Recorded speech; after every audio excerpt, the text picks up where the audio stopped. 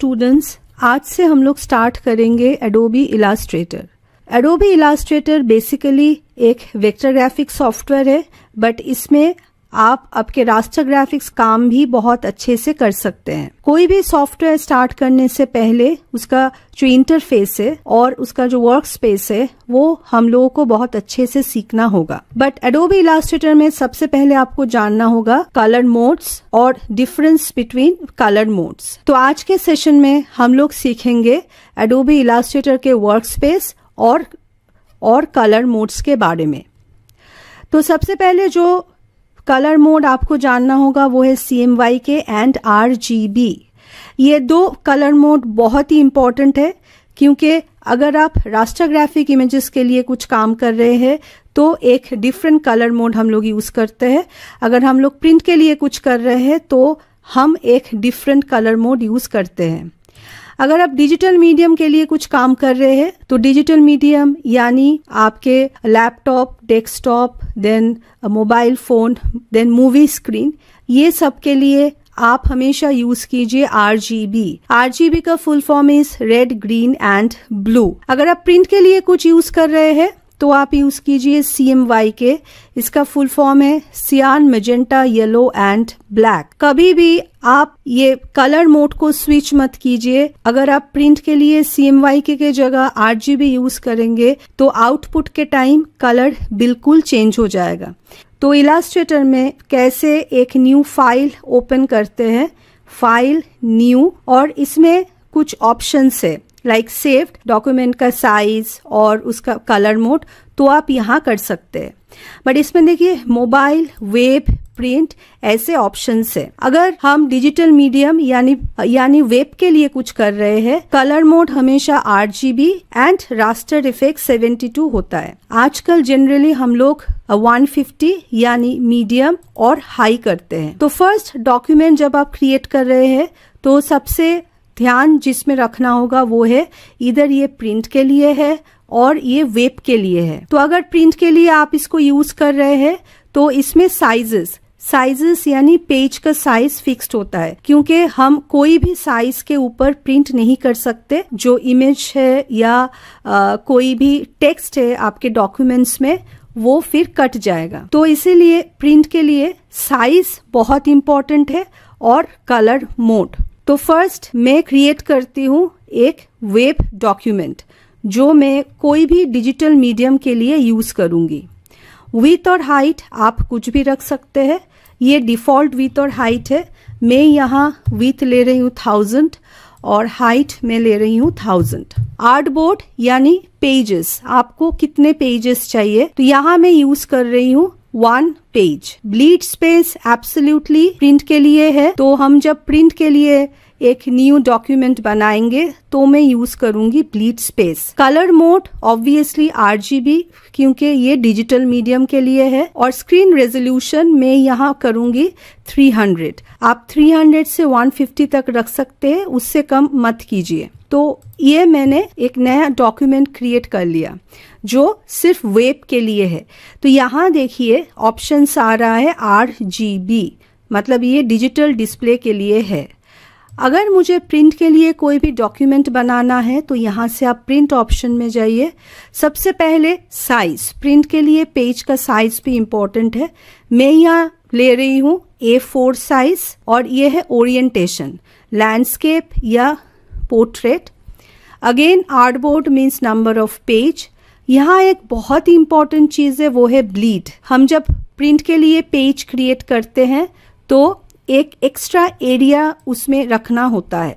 Extra area जो है वो हम लोग इंचेस में रखते हैं और ब्लीड का डिफॉल्ट इज 0.125 इंच। प्रॉब्लम होता है प्रिंट के टाइम वो एजेस में होता है। कलर का प्रॉब्लम एजेस में आता है, तो वो एजेस फिर कट के निकल जाता है, तो इसलिए हम ब्लीड स्पेस यूज करते हैं। Colour mode obviously CMYK and raster effects high यानी 300। प्रिंट के लिए हमेशा रास्टर इफेक्ट्स 300 ही होना चाहिए। फिर आप एक नया पेज क्रिएट कीजिए। तो इसमें देखिए यहाँ कलर मोड दिखा रहा है CMYK एंड इसमें कलर मोड है RGB। तो हम लोग इसमें डिस्टिंग्विश कर सकते हैं कि कौन सा प्रिंट के लिए है और कौन सा डॉक्यूमेंट वेब के लिए है। जब आप नया पेज ओपन कर रहे हैं तो एक बहुत इंपॉर्टेंट चीज है, वो है वर्क स्पेस। वर्क स्पेस यानी ये जो इंटरफेस जहां आप काम कर रहे हैं। आप इलास्ट्रेटर के टॉप राइट में जाइए, यहाँ देखिए ऑप्शन है एसेंशियल क्लासिक्स और फिर यहाँ एक ड्रॉप डाउन है।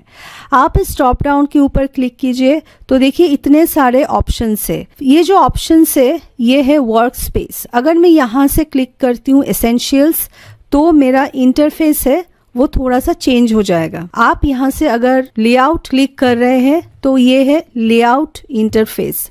अगर मुझे न्यू वर्क स्पेस क्रिएट करना है तो सबसे पहले क्या क्या चीज मुझे इस लेआउट में चाहिए या इस इंटरफेस में चाहिए वो मुझे डिसाइड करना होगा। तो मुझे लेयर चाहिए, अपीयरेंस पैनल भी चाहिए, मुझे आर्टबोर्ड पैनल भी यहाँ रखना है। तो ये आर्टबोर्ड पैनल यहाँ आ गया है और मुझे स्वॉच पैनल भी इसमें डालना है। तो ये सब आप यहाँ ऐड कर दीजिए और फिर यहाँ से क्लिक कीजिए न्यू वर्क स्पेस। तो मैं इसका नाम दे देती हूँ लेआउट एंड इमेजेस। तो ये मेरा एक न्यू वर्क स्पेस क्रिएट हुआ है। कोई भी वर्क स्पेस डिलीट करना है तो आप यहाँ से क्लिक कीजिए मैनेज वर्क स्पेस और जो वर्क स्पेस को डिलीट करना है उसको सिलेक्ट करके यहाँ डिलीट ऑप्शन पे आप क्लिक कर दीजिए। यहाँ जो वर्क स्पेसेस है वो है इलास्ट्रेटर के डिफॉल्ट वर्क स्पेसेस, ये भी आप डिलीट कर सकते हैं। बट जो वर्क स्पेस एक्टिवेटेड है उस वर्क स्पेस को आप डिलीट नहीं कर सकते। अभी जो सबसे इम्पोर्टेंट चीज़ है वो है आर्टबोर्ड।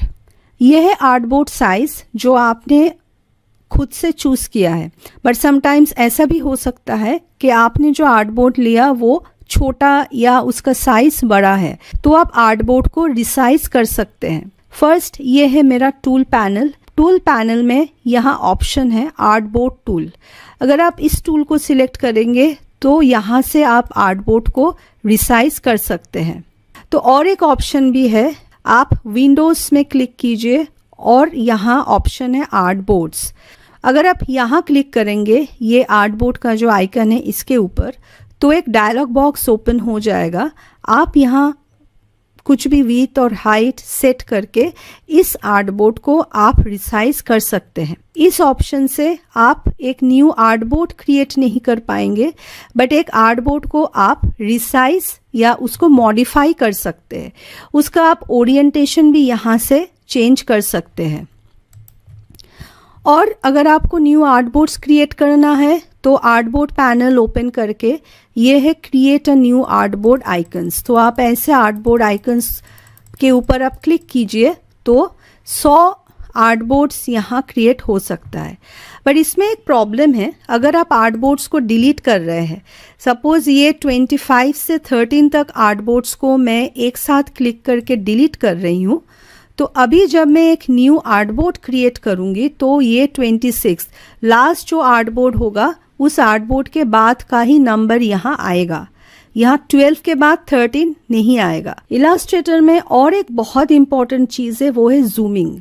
क्योंकि इलास्ट्रेटर में आप जनरली बहुत इंटीग्रेट आर्टवर्क्स बनाते हैं, तो इसके लिए जूमिंग करना बहुत इंपॉर्टेंट होता है। तो जूम के लिए आप यूज कर सकते हैं Ctrl+, ये एक ऑप्शन है, या ये टूल पैनल में ऑप्शन है जूम टूल। ये आप स्टेटस बार से आप डायरेक्टली अपने फाइल को जूम इन जूम आउट कर सकते हैं। बट जनरली हम लोग यूज करते हैं Ctrl+ या ये जूम ऑप्शन। जब आप फाइल को ज्यादा जूम कर रहे हैं तो देखिए यहाँ आपका फाइल, अच्छा सबसे पहले मैं यहाँ एक रेक्टेंगल ड्रॉ करती हूँ। अब मैं इस फाइल को जूम कर रही हूँ। अब देखिए ये जूम ज्यादा हो गया, तो फाइल के जो और एरियाज है, जैसे ये नीचे का एरियाज, वो मुझे दिखाई नहीं दे रहा है। तो ये सब एरियाज देखने के लिए हम लोग फाइल को पैनिंग करते हैं।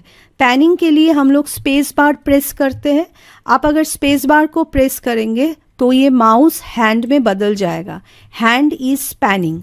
टूल बार में ये हैंड टूल है जहाँ से आप अपने फाइल को या अपने आर्ट बोर्ड को आप पैन कर सकते हैं, बट पैन आप तभी कर सकते हैं जब आपका आर्ट बोर्ड जूम पे हो तब, एल्स आप उसको पैनिंग नहीं कर सकते। इलास्ट्रेटर के कोई भी टूल के साथ काम करने से पहले हम इसका पैनल्स एक बार देख लेते हैं। ये है मेन पैनल, इसमें आप फाइल, एडिट, ऑब्जेक्ट्स ये सब आपको मिलेगा। अगर टूल पैनल कभी भी बंद हो गया अचानक से तो आपको टूल पैनल यहाँ से मिल जाएगा, विंडो और टूल बार। ये जो विंडो पैनल है ये बहुत ही हेल्पफुल है, इसमें काफ़ी सारा ऑप्शंस है। ये है ऑप्शन बार। आप इस टूल पैनल में कुछ भी टूल को सिलेक्ट कीजिए तो ये ऑप्शन पैनल या ऑप्शन बार ऑटोमेटिक चेंज हो जाएगा। टूल पैनल आप मूव भी कर सकते हैं या टूल पैनल को आप यहाँ डॉक करके रख सकते हैं। टूल पैनल में ये है टॉगल एरो। अगर आप अपने टूल को टॉगल करते हैं तो एक आपका टूल ऐसे थिन और बहुत लेंदी या लंबा हो जाएगा, या आप टॉगल को अगर ऑन कर देंगे तो आपके टूल पैनल वाइड हो जाएगा। मोस्टली सब टूल्स आपको यहाँ मिलेगा, बट इलास्ट्रेटर के सीसी वर्जन्स में काफ़ी सारे टूल्स है, तो कुछ कुछ टूल्स यहाँ है। एडिट टूल बार के ऑप्शन पे अगर आप क्लिक करेंगे तो कुछ टूल्स आपको यहाँ मिल सकता है, बट मेरे यहाँ सब टूल्स ऑलरेडी मेरे टूल पैनल में है। नहीं तो ये जो टूल्स पैनल में नहीं होगा वो यहाँ एक्टिवेटेड रहेगा। और ये है floating panel, artboard panel, layer panel, ये सब है फ्लोटिंग पैनल। आप इसको हाइड कर सकते हैं। जो भी पैनल आप यहाँ विंडोज से लाएंगे ये सब पैनल्स मूवेबल है, आप उसको कहीं भी लेके प्लेस कर सकते हैं। ये है इलास्ट्रेटर का इंटरफेस और इलास्ट्रेटर का वर्क स्पेस।